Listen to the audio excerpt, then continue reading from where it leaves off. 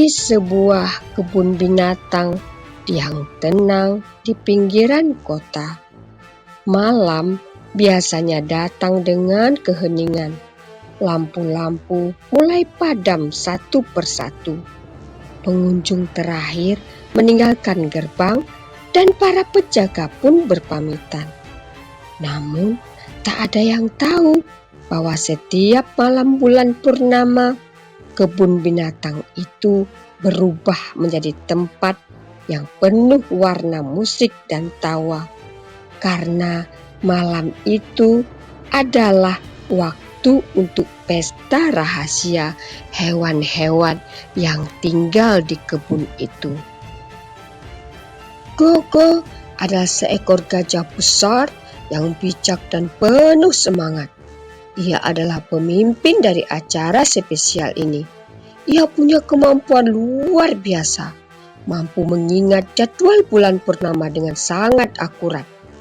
Saat bulan mulai naik, perlahan-lahan ke langit dan bersinar terang di atas pepohonan, Gogo menghentakkan belalainya ke tanah 3 kali dan membunyikan lonceng, sebuah tanda yang telah disepakati bersama. Sudah waktunya, teriaknya, suaranya menggema ke seluruh penjuru kebun binatang. Di kandangnya, Simba si singa bangkit dari tidurnya. Kali ini ia tidak mengaum untuk menunjukkan kekuasaannya, melainkan bercermin pada air kolam kecil dan juga menggunakan dasi kupu-kupu merah yang disembunyikannya di balik semak-semak. Aku harus tampil keren malam ini, gumamnya. Lulu si lemur lincah berayun-ayun dari satu dahan ke dahan lain sambil membawa tali lampu warna-warni hasil buatannya sendiri dari kelopak bunga dan potongan kertas bekas pengunjung. Panggung ini harus terang dan ceria, katanya sambil menghias pohon beringin besar di tengah kebun tersebut. Rina si rusa sibuk menyusun meja makan. Daun pisang besar dijadikan alas dan aneka buah ditata rapi. Pisang yang matang sempurna, semangka merah yang manis, nanas yang harum, bahkan roti dan biskuit yang diam-diam mereka ambil dari kantin saat petugas. Semua hewan punya tugas dan si kakak tua bertugas menjadi DJ malam itu.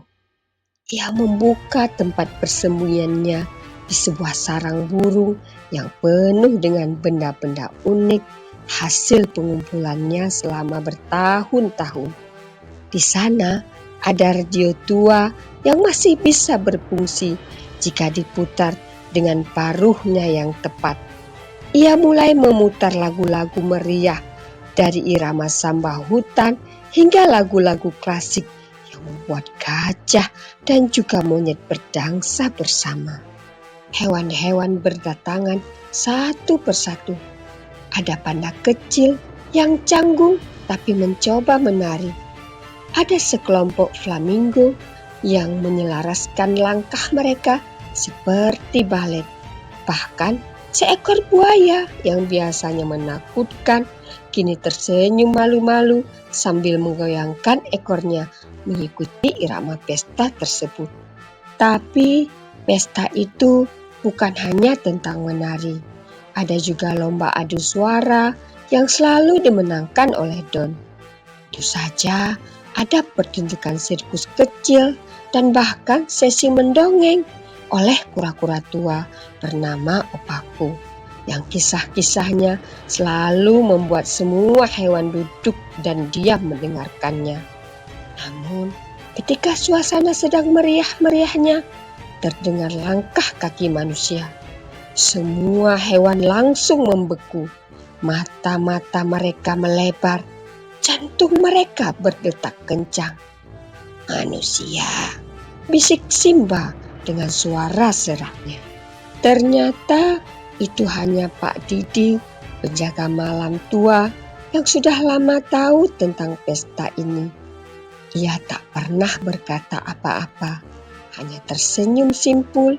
Malam itu seperti biasanya, ia datang membawa termos besar berisi jus mangga buatan istrinya. Ia menuangkannya ke dalam mangkuk besar dari tempurung kelapa dan duduk di bangku dekat panggung dansa.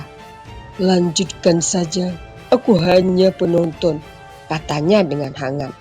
Pesta pun berlanjut, tawa dan canda memenuhi malam, bahkan bintang-bintang seakan ikut menari di langit. Saat malam mulai berganti fajar dan sinar matahari mulai menyapu embun di dedaunan, semua hewan perlahan kembali ke tempat tidurnya. Mereka meninggalkan panggung, membereskan sisa makanan, dan menyimpan segala hiasan untuk bulan purnama berikutnya. Dan seperti biasa, tak satu pun pengunjung kebun binatang tahu bahwa tempat yang mereka lihat saat siang hari berubah menjadi taman keajaiban saat malam tiba.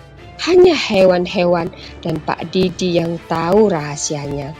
Karena di kebun binatang ini tetap malam purnama ada pesta hanya bisa dinikmati oleh mereka yang tahu cara mendengarkan tawa di balik keheningan malam. Meskipun hewan-hewan berasal dari spesies yang berbeda dan memiliki sifat alami masing-masing, mereka biasa hidup pun saling membantu dan bersenang-senang bersama.